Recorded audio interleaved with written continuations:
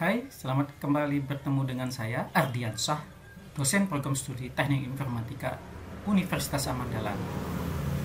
Senang sekali, kali ini saya akan melanjutkan materi untuk mata kuliah Rekayasa Perangkat Lunak, yaitu tentang pengujian perangkat lunak.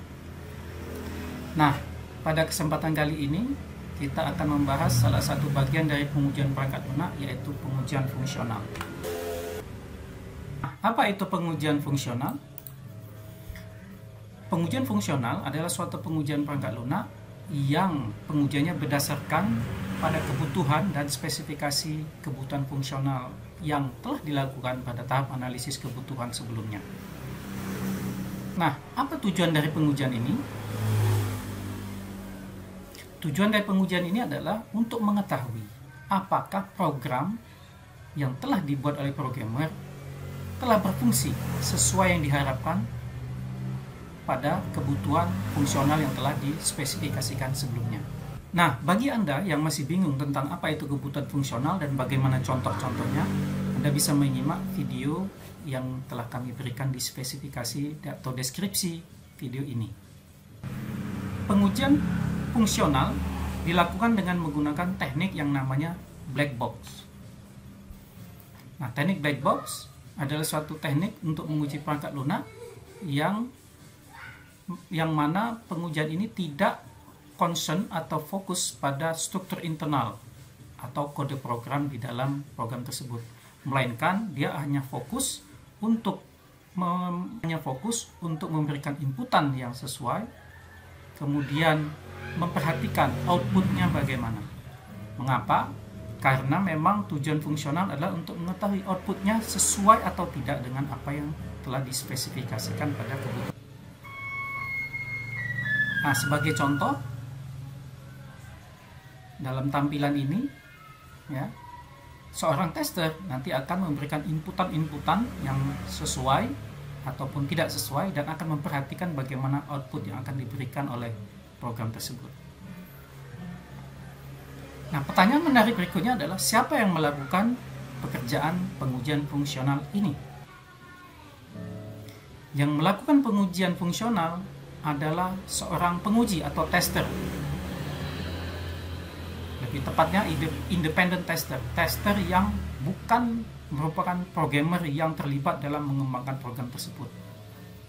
Mengapa demikian? Karena pengujian yang dilakukan oleh tester independen akan memberikan hasil yang objektif. Karena jika pengujian fungsional dilakukan oleh programmer, maka hasilnya akan dipertanyakan objektivitasnya.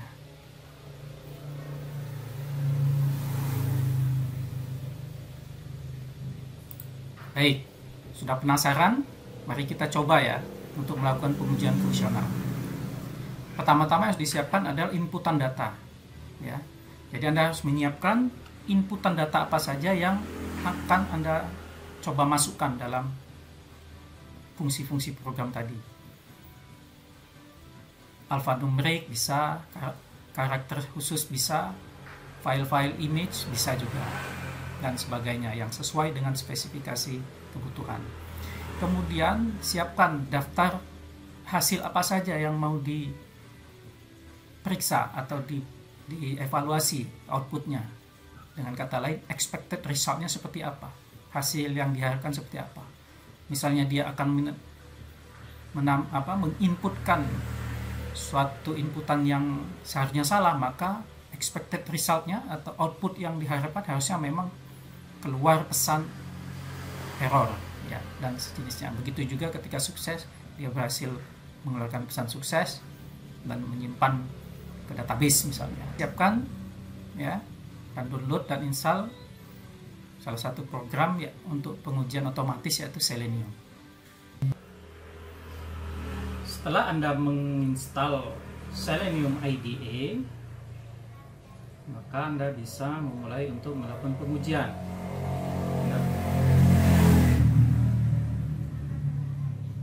Setelah Anda buka Seleniumnya, maka Anda klik record a new test, kemudian masukkan nama proyek. Sekarang kita akan menguji fungsi login. Kita beri nama projectnya login. Klik OK, kemudian masukkan URL-nya. Nah, di sini kita menggunakan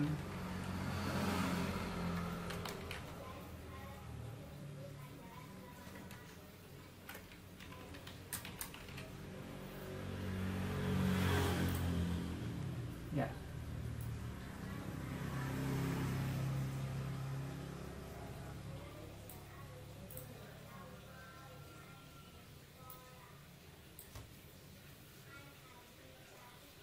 Nah, perhatikan di sini. Anda lihat di pojok kanan ada tanda berkedip-kedip yang menunjukkan bahwa Selenium sedang merekam aktivitas penggunaan kita di dalam aplikasi. Aktivitas ini akan merekam semua klik, ya, inputan dan respon dari sistem yang kita lakukan selama menggunakan fungsi tersebut. Nah, pada kesempatan ini kita akan menguji fitur login, ya, atau sign in. Kita klik sign in. Kemudian misalnya di sini kita isi salah satu username, ya, misalnya di sini, ya. Kemudian kita isi password, misalnya 654321, dan kita klik masuk. Nah, ini adalah fungsi login yang menyatakan bahwa dengan username dan password tersebut bisa masuk.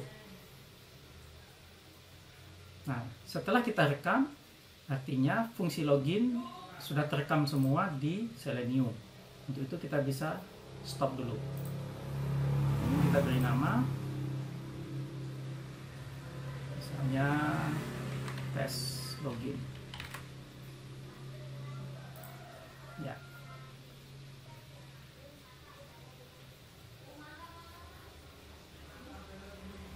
Nah, perhatikan di sini kita telah mendapatkan beberapa perintah dan target dan value-nya.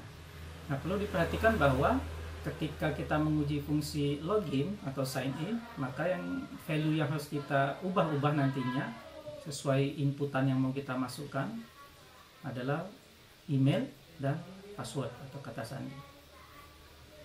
Nah, karena tadi kita sudah menguji dengan menggunakan email dan password yang valid, maka kita akan coba beberapa kombinasi yang lain, ya. Dasarnya apa? Inputan email tersebut, email dan password tersebut berdasarkan serangkaian inputan-inputan yang sudah kita siapkan, yang sudah saya sampaikan tadi di slide, ya, bahwa Anda harus menyiapkan berbagai macam bentuk inputan yang Anda mau uji coba. Nah, misalnya kita coba, misalnya kata sandinya kita hapus, ya, artinya kata sandinya atau password kosong. Mestinya kalau di tes ini akan mengakibatkan gagal untuk login. Caranya bagaimana? Anda tinggal klik run current test. Nah, ya, secara otomatis dia akan memberi penjelasan bahwa password harus diisi.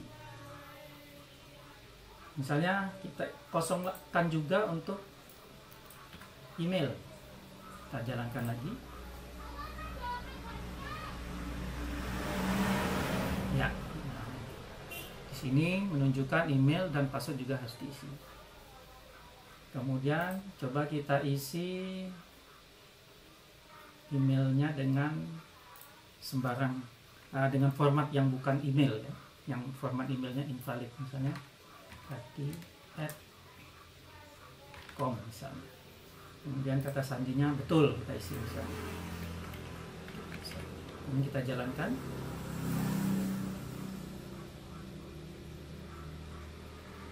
Nah, ya, di sini ada pesan format email harus valid. Kita coba misalnya emailnya tidak terdaftar, ya.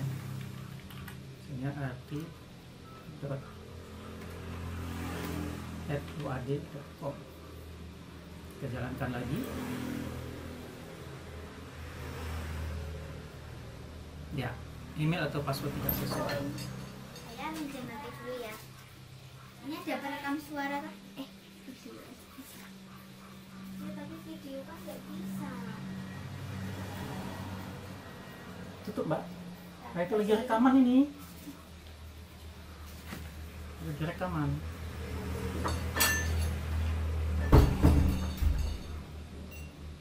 Nah, sekarang kita coba yang lain ya. Misalnya kita coba akun saya yang lain ya.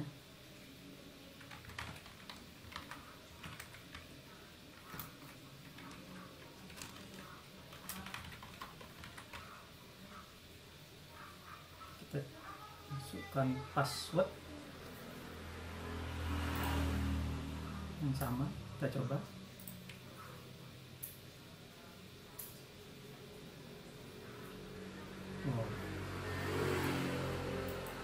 Betul, kita coba, mungkin passwordnya ada yang betul, yang lain.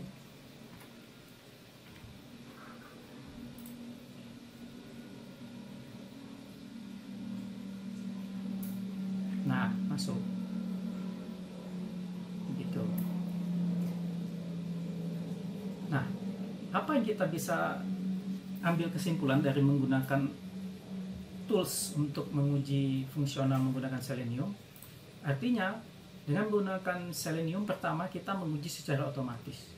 Kita tidak perlu lagi menginput berulang-ulang ke interface, ya, ke interface berulang-ulang yang biasanya kita lakukan ya.